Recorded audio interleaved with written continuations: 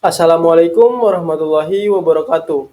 Perkenalkan, nama saya Muhammad Heri Kencana Putra dari kelas K321 MNR dengan NIM 112111626, Prodi Manajemen Universitas Teknologi Digital. Pada kesempatan kali ini, saya akan membuat video pembelajaran mengenai bisnis model Canvas. Adapun tujuan dibuatnya video ini adalah untuk memenuhi tugas evaluasi tengah semester mata kuliah simulasi bisnis dengan dosen pengampu Bapak Angga Aditya Putra SEMM. Baik, kita langsung saja masuk ke pembahasannya.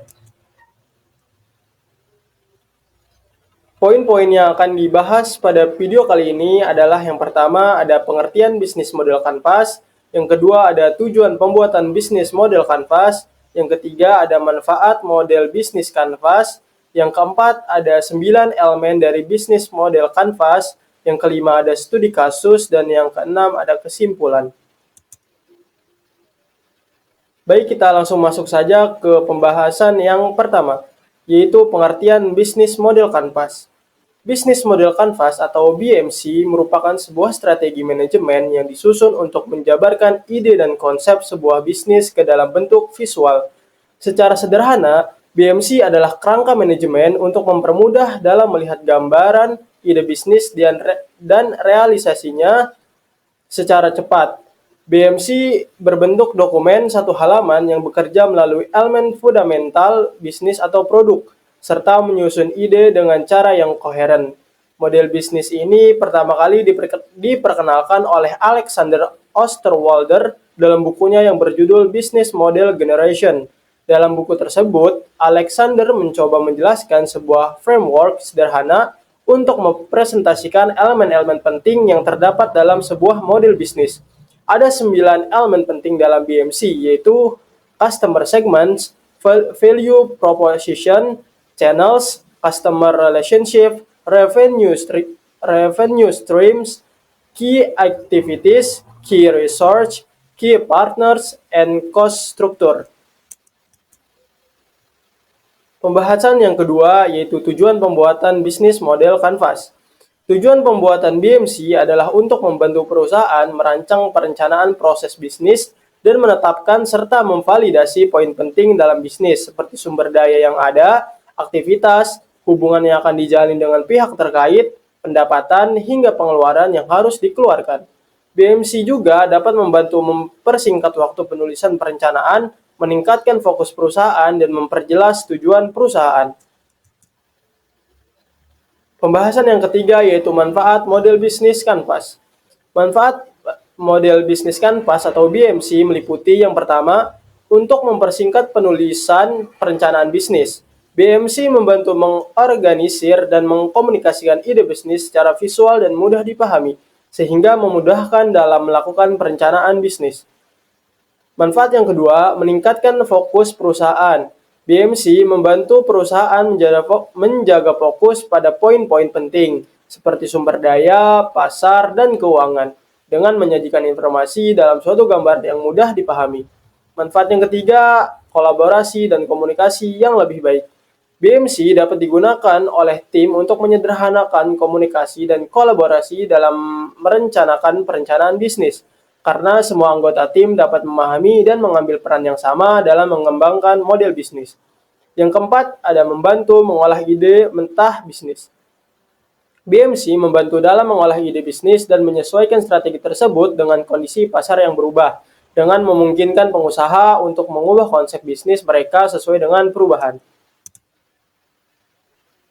Manfaat yang kelima, menjadi panduan untuk arah bisnis.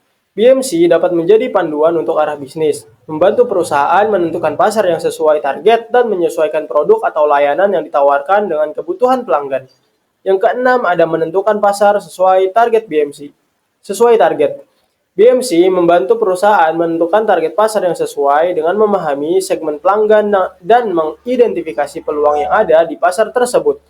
Yang ketujuh, memperkecil resiko bisnis gagal. BMC membantu mengidentifikasi potensi risiko dan kesulitan dalam bisnis, sehingga memungkinkan pengusaha untuk mengurangi risiko kegagalan dalam eksekusi bisnis.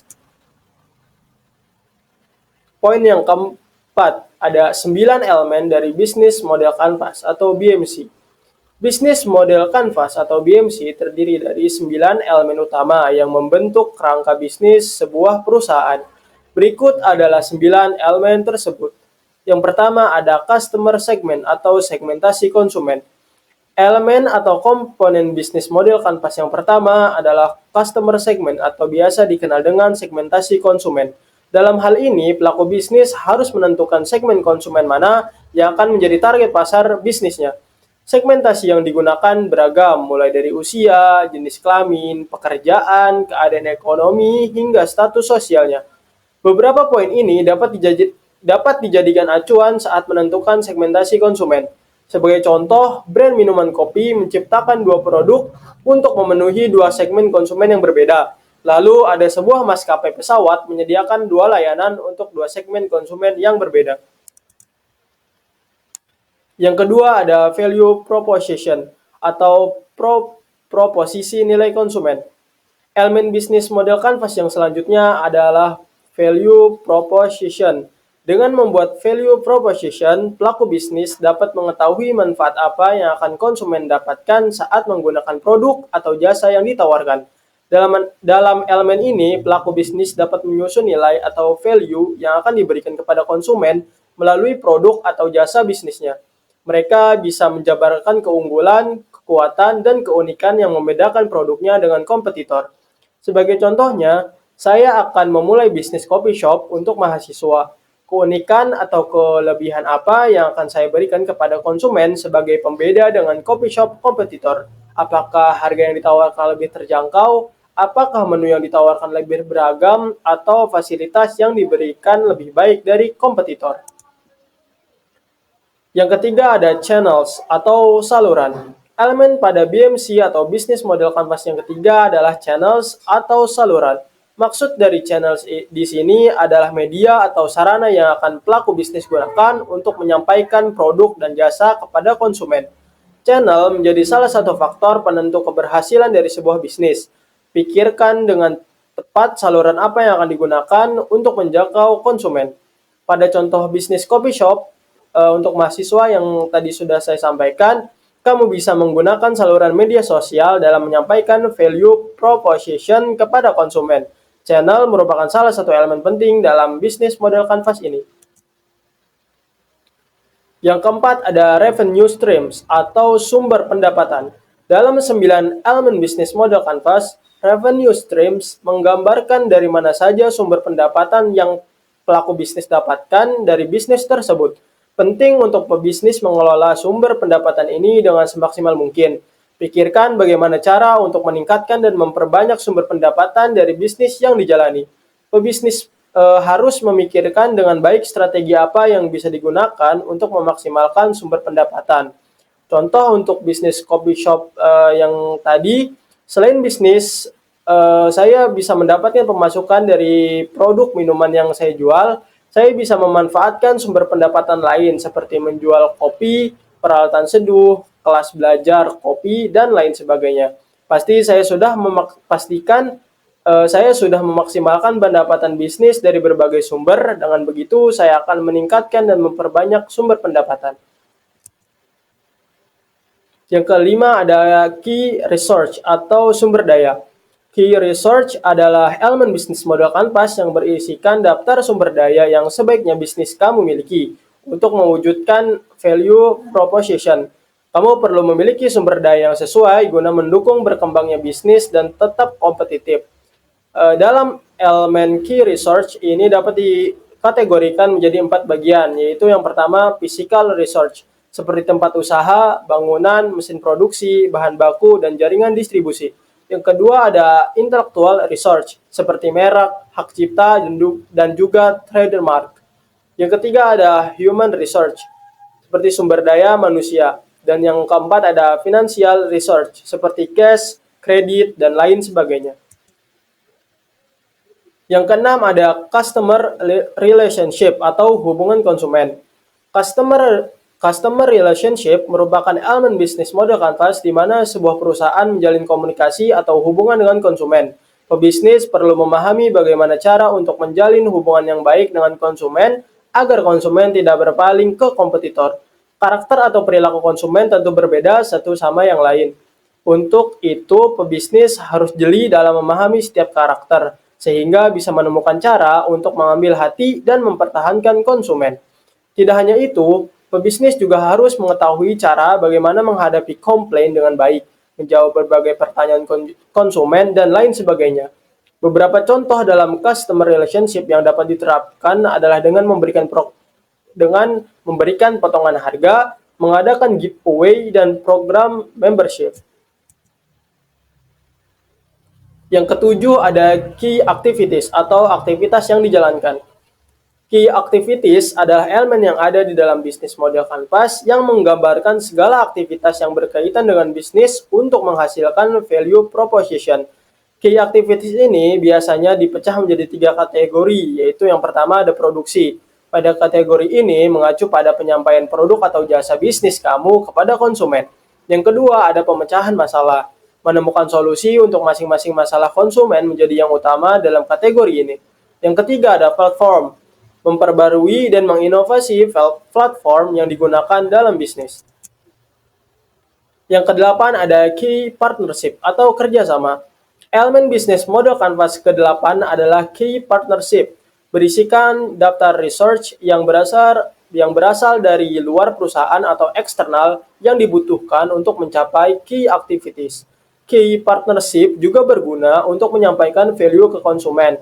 Partner utamanya bisa dari mitra bisnis, supplier, dan perusahaan lain yang mendukung kegiatan bisnis. Untuk mengisi blok BMC ini, pebisnis bisa membuat daftar kegiatan dan tugas yang penting.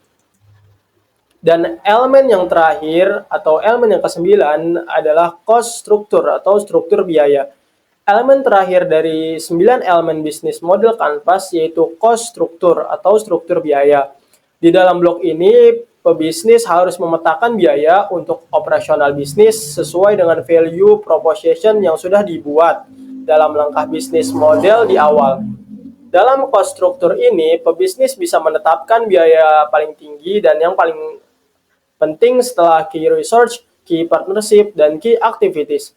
Lalu, pebisnis juga perlu untuk mengelola keuangan yang efisien sehingga meminimalisir risiko kerugian dan kondisi keuangan perusahaan yang tidak sehat. Hal ini juga dapat menentukan nilai proposition yang tepat bagi konsumen. Untuk itu, pebisnis harus menyusun laporan keuangan dan pembukuan yang baik. Poin yang selanjutnya ada studi kasus bisnis model Canvas, yaitu Mobile Apps High City. High City adalah salah satu proyek di bidang pariwisata, khususnya tourism, yang menciptakan aplikasi berupa tour guide dengan slogan alogan terupdate, terakurat, dan terlengkap. Saat ini, High City memiliki 7 aplikasi yang mewakili beberapa kota besar yang ada di Indonesia, yaitu Bandung, Bali, Jogja, Padang, Medan, Solo, dan Lombok. Aplikasi High City masih dalam tahap pengembangan yang nantinya akan melihat respon pasar yang ada. Berikut ini adalah 9 blok dalam bisnis model Canvas yang sudah diterapkan oleh High City. Yang pertama, customer segment. Segmentasi dari pengguna aplikasi High City mensasar traveler yang cakupannya besar dan tidak berfokus pada jenis traveler tertentu seperti business traveler atau leisure traveler. Penggunaan aplikasi tersebut paling banyak dimiliki oleh High Bandung sebanyak 17,8% atau 3.435 user dibandingkan aplikasi High City yang lainnya. High City juga menjadi wadah bagi pelaku bisnis aplikasi High City juga menjadi wadah bagi pelaku bisnis, terutama yang berada di bidang pariwisata untuk promosi. Bisnis yang dapat bekerja sama dengan High City diantaranya yaitu perhotelan, restoran, area bermain, dan edukasi, serta wisata kebudayaan. Yang kedua ada value proposition. High City menawarkan tour guide pribadi yang mempunyai informasi tempat wisata, mulai dari nama, deskripsi, alamat, waktu operasional, dan biaya. Aplikasi ini juga tersambung dengan Google Maps sehingga pengguna mudah mendapatkan navigasi ke lokasi yang ingin dituju. Terdapat juga fitur yang memudahkan pengguna untuk mengetahui jalur kendaraan umum. Yang ketiga ada channels. Proyek HiCity memiliki platform berupa aplikasi yang dapat dengan mudah diunduh melalui Play Store dan App Store secara gratis. Dengan kemudahan ini, pengguna dapat dengan mudah menginstal aplikasi atau beralih menuju aplikasi sejenis. HiCity menggunakan agensi yang berada di kota yang telah tercakup oleh aplikasi untuk mencarikan para pelaku bisnis yang akan diajak bekerja sama mengisi halaman home dan feature. Agensi ini bekerja sebagai pihak ketiga yang menghubungkan tim HiCity dan para pelaku bisnis. Yang keempat, maksud saya ada customer relationship. HiCity dalam menarik perhatian penggunanya turut berpartisipasi dalam event yang sedang berlangsung di kota tersebut. Sebagai contohnya yaitu saat berlangsungnya KA di Bandung. Pengguna diajak untuk mengirimkan selfie dan testimoni selama acara. Pengguna dengan selfie dan testimoni terbaik akan mendapatkan reward dari HiCity. Selain itu juga HiCity mengikuti pameran yang bertema pariwisata di Yogyakarta. Agensi sebagai pihak ketiga dalam kerjasama antara pelaku bisnis dan tim HiCity melakukan monitoring terhadap aktivitas pelaku bisnis dalam mengisi kontennya melalui dashboard yang disediakan oleh HiCity. Yang kelima ada revenue stream. HiCity mendapat keuntungan melalui pelaku bisnis. Pelaku bisnis yang mengisi konten dikenakan biaya sebesar 100.000 dalam bentuk saldo yang nantinya akan dikurangi setiap ada penggunaan aplikasi yang mengklik pada konten yang berada di halaman home atau feature. Jika saldo sudah habis, maka pelaku bisnis dapat menambahkannya. Setiap pengisian saldo terdapat masa berlakunya yaitu selama 6 bulan. Yang keenam ada key activities. Aktivitas utama yang dilakukan oleh HiCity adalah pengecekan aplikasi, baik internal maupun eksternal. Pengecekan eksternal dapat berupa keluhan pengguna aplikasi yang dapat diketahui melalui pop-up message ketika aplikasi error atau dari rating di market apps. Survei juga dilakukan dalam membantu mengembangkan aplikasi. Survei dilakukan saat event atau pameran. HiCity selalu melakukan updating data terhadap tempat wisata dan apakah masih ada atau tidak. Yang ketujuh ada key research. HiCity menggunakan jasa outsource yang berasal dari divisi lain di PT Telkom Indonesia. Outsource membantu dalam developing dan memegang akun sosial media. Selain outsource, PT Telkom Indonesia juga mensuplai keuangan. Yang kedelapan ada key partner. HiCity memiliki mitra diantaranya untuk advertising, MD, media, dan blogger, untuk informasi tempat yaitu Infomedia, dan yang terakhir untuk melakukan monitoring kepada pelaku bisnis adalah agensi dan juga Telkom regional. Yang kesembilan ada cost struktur. Biaya yang telah dikeluarkan oleh HiCity diantaranya untuk developing, maintenance, marketing, dan pemasangan aplikasi dalam market apps. Biaya marketing digunakan untuk event yang dilakukan oleh HiCity. Kita masuk ke kesimpulannya. Jadi, bisnis model kanvas atau BMC merupakan sebuah strategi manajemen yang disusun untuk menjabarkan ide dan konsep sebuah bisnis ke dalam bentuk visual. Model bisnis ini pertama kali diperkenalkan oleh Alexander Osterwalder dalam bukunya yang berjudul Business Model Generation. Ada 9 elemen penting dalam BMC yaitu customer segment, lalu ada value proposition, channels, customer relationship, revenue streams, key activities, key research, key partners, dan cost structure. Tujuan pembuatan BMC adalah untuk membantu perusahaan merancang perencanaan proses bisnis dan menetapkan serta memvalidasi poin penting dalam bisnis, seperti sumber daya yang ada, aktivitas, hubungan yang akan dijalani dengan pihak terkait, pendapatan, hingga pengeluaran yang harus dikeluarkan. Lalu ada manfaat model bisnis kanvas BMC meliputi yang pertama itu untuk mempersingkat penulisan perencanaan bisnis, yang kedua meningkatkan fokus perusahaan, yang ketiga kolaborasi dan komunikasi yang lebih baik, yang keempat membantu mengolah ide mentah bisnis, yang kelima menjadi panduan untuk arah bisnis, yang keenam menentukan pasar sesuai target, dan yang ketujuh memperkecil resiko bisnis gagal. Mungkin itu saja yang bisa saya sampaikan. Kurang lebihnya mohon maaf. Wassalamualaikum warahmatullahi wabarakatuh.